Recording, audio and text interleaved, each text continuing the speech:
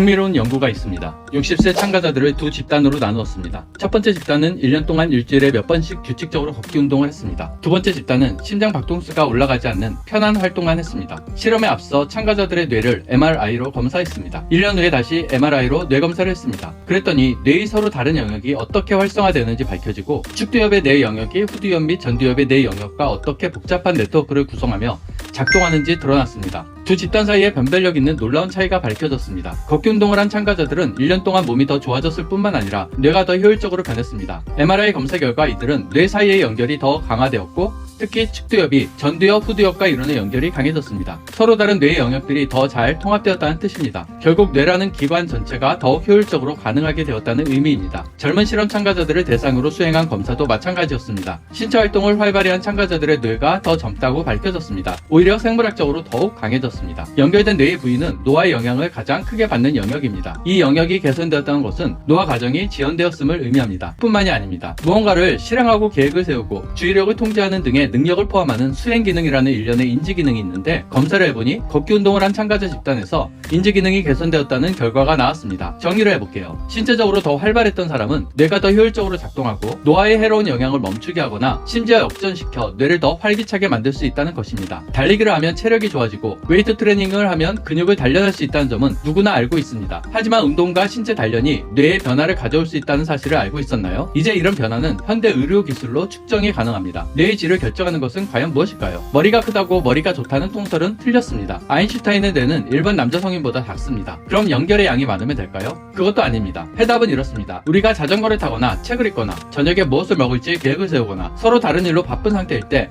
뇌는 기능적 네트워크라는 일종의 프로그램을 사용합니다. 우리가 하는 모든 일은 네트워크에 달려 있습니다. 모든 네트워크는 기본적으로 서로 연결된 뇌세포의 집합을 통해 구축됩니다. 한 프로그램은 뇌의 서로 다른 영역에 속한 뇌세포들을 통합할 수 있습니다. 이 프로그램이 최적의 상태로 작동하려면, 즉 수영하고 자전거도 타고 사인도 하려면 뇌의 서로 다른 영역이 긴밀히 상호 연결되어야 합니다. 우리가 받는 모든 느낌과 생각은 흔적을 남기고 우리 뇌를 조금씩 바꾸어 놓습니다. 연습은 완벽을, 그리고 더욱 빠릿빠릿한 뇌 프로그램을 낳습니다. 피아노로 간단한 곡을 연주하는 법을 배우고 싶다고 해봅시다. 이것이 가능해지려면 뇌의 여러 다른 영역이 힘을 합쳐야 합니다. 간단한 피아노 곡 하나만 연주하려고 해도 이 모든 복잡한 활동이 일어나야 합니다. 외국어로 소통하는 과정도 마찬가지입니다. 우리가 그동안 학습한 단어와 수거, 문장들을 빠른 시간에 뇌 속에서 처리해야 합니다. 그 상황에 맞게 대답하는 것은 모국어가 아닌 이상 수많은 뇌 회로들이 연결이 되어 빠른 처리 과정을 거칩니다. 특히 배우는 초기에는 프로그램이 아직 비효율적이고 서툴러서 그 과제에 뇌가 통째로 힘을 쏟아부어야 합니다. 프로그램이 세팅되지 않은 상태에서는 대단한 집중력이 필요합니다. 하지만 연습하면 연습할수록 그 과정이 점점 더 쉬워집니다. 그 다음에는 좀 더 어려운 영역에 도전합니다. 또다시 많은 에너지가 소비되고 대단한 집중력이 필요합니다. 그리고 많은 연습을 통해서 뇌의 연결이 이루어집니다. 처음에는 너무나 어려웠던 단계가 이제는 쉽게 느껴지게 됩니다. 이 과정이 계속 반복되면서 외국어 실력이 늘어나게 됩니다. 영어로 말하는 뇌 프로그램이 정보를 더 효율적으로 전달합니다. 신경 네트워크를 통해 신호가 반복적으로 전달되다 보니